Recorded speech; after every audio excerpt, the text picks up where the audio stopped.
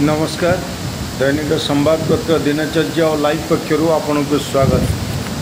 बैतरणी नदी में बन्या आसवा द्वारा भंडारीपोखरी ब्लॉक चारिगोटी पंचायत सोलमपुर मालदा झुटणा बंदाल मड़ियाली पंचायत बन्या जल प्रवेश कर बहु क्षति पहुंचाई।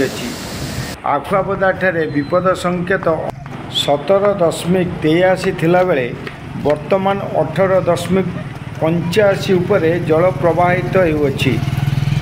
एही बन्या जल कंटीगाई देई मालदा और सोलमपुर तिखिलिया नुआपड़ा बिरोली जलहरी सारणा ग्राम बाह्य जगत विच्छिन्न हो जाइतिबार देखा जाइछि। गाड़ी चलाचल संपूर्ण ठप होइतिला बेले चाष बिलरे तली नष्ट होइतिबार मध्य देखा जाउछि। रास्ता उपरे वर्तमान सुधा 2 फुट उच्चर पानी प्रवाहित होउछन्ति। यातायात बहु असुविधा होगा सह खाद्यशस्य तथा पानीय जल उपरे वर्तमान विशेष भाव में क्षति पहुंचाई अछि।